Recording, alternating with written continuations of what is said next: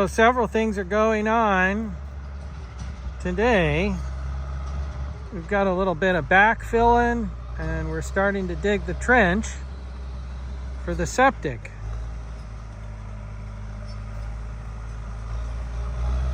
So we'll pop over here, show you what's going on. Using a little 3/4 minus for backfilling the trench. Anywhere we have rock. Here's the septic right in front of me. And so we're gonna run this line from our septic tank all the way up to the building site, which is way up the hill here. Just about 100 feet past those trucks right there. I think it's roughly 510 feet of line.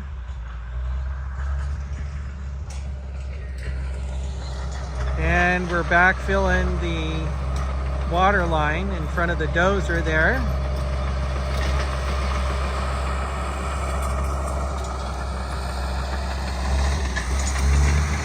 One of the things that the dozer operator is doing is he's just scratching the surface of the dirt here to gather up enough material to bury the water line in at least 2 feet of dirt, and that just protects it from frost.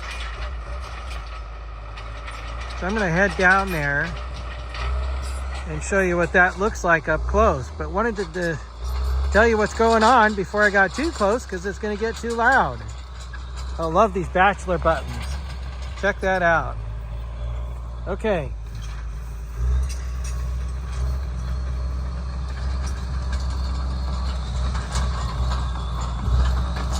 Good pile of 3/4 minus, and that's for bedding and surrounding the pipe. So here you can see how rocky this is. So right in through here, the pipe would have been buried with 3/4 minus.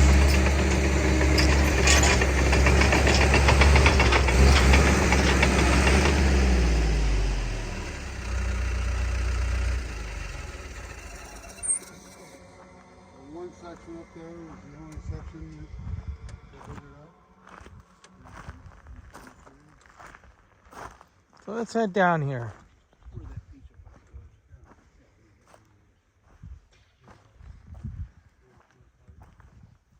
Such a beautiful morning. And this is my neighbor's fence line that we're up against. Now, this is what causes trouble. You can see right along in here, there's very, very little native soil on top of this sandstone.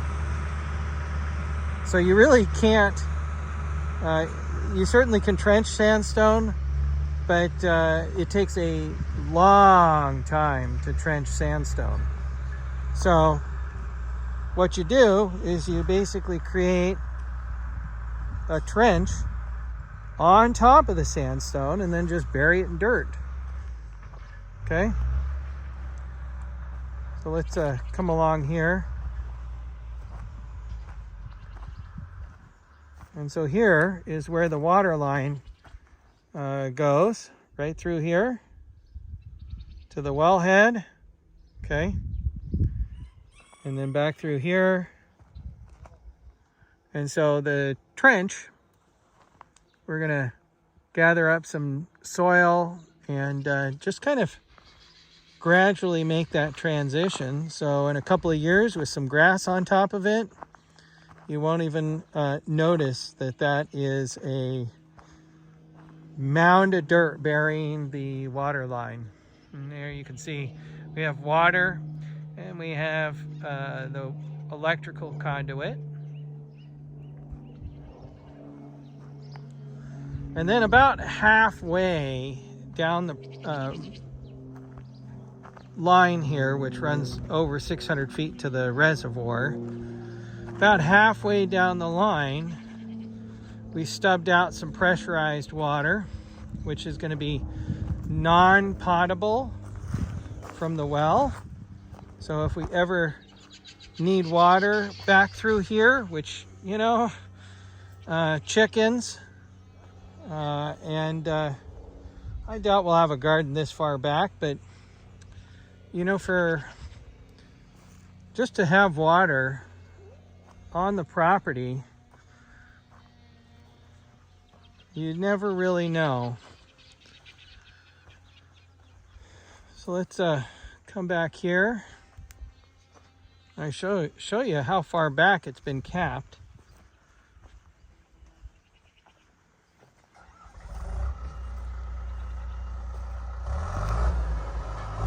And those of you that are following along, thanks for joining me today. Consider subscribing, helps the channel out. Give me a big thumbs up. If you have any suggestions, comments for videos, please feel free to do so. So here we go. This is our first water line that's been capped.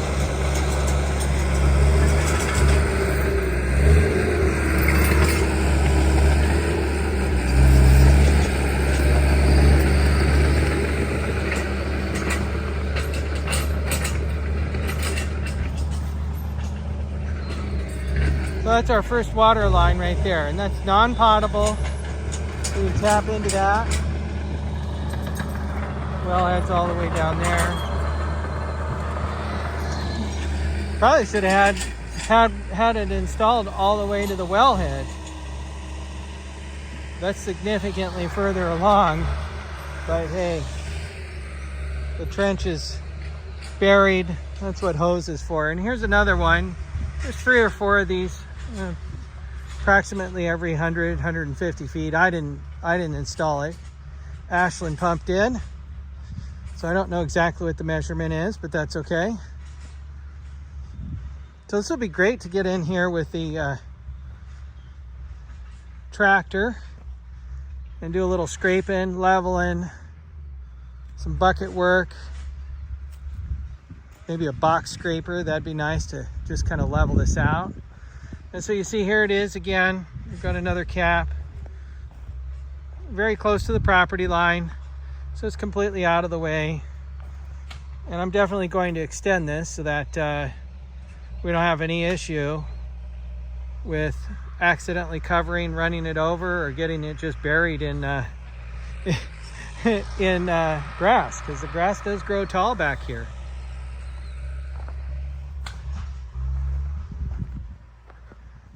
And so we've got irrigation water on this property, which is a huge benefit. Got 2 acres of deeded irrigation, and that's going to help me to keep the property watered and clean, or I should say just watered, not clean, excuse me. I'll be able to water the landscaping, and I won't have to use my well, because the well is just not, just doesn't have the flow. So here it is. This is an example. It's just been capped here. And so one line goes straight to the tank, and then the other line comes back here and provides pressurized water, and then we've got the electrical conduit. And I don't know if you can see the color, but the gray color, which is the first line right there, that's the electrical conduit. And then we have the service water, which is out of 1 1/4 inch of Schedule 40.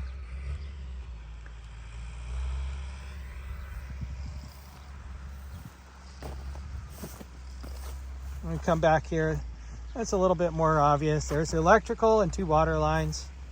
This is the irrigation water. So we've got a couple of these lines.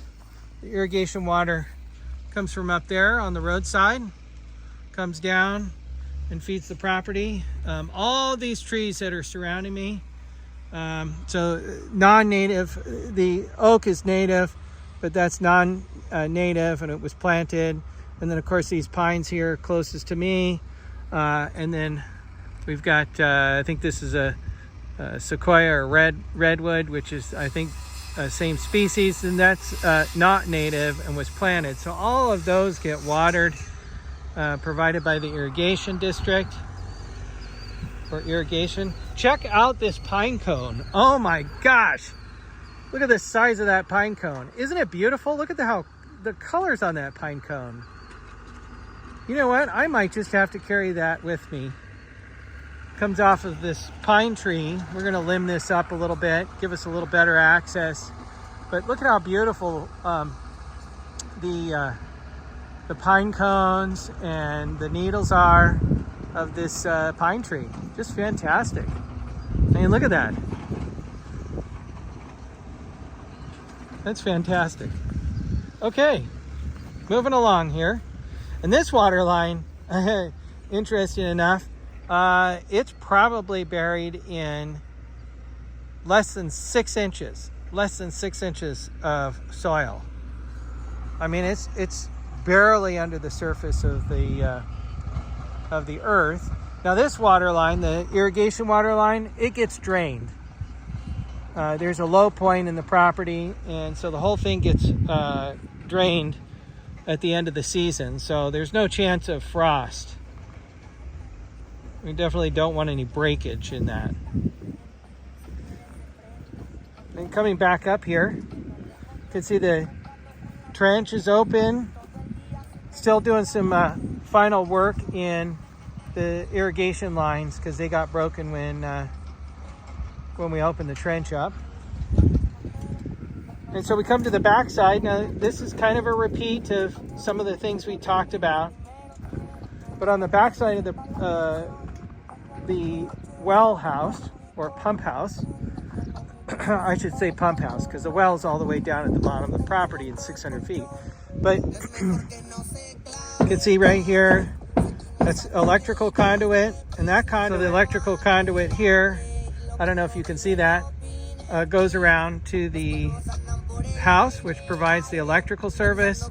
And then here's the electrical conduit for the pump down at the well. And the water actually goes in under the under all of this, about 4 feet down. And then here's an emergency shut-off if we need it. Down this pipe. The house is virtually complete. This is the front of it as it faces the house.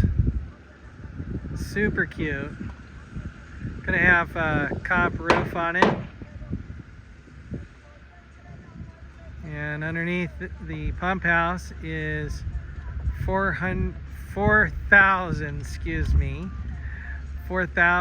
gallons of water. Super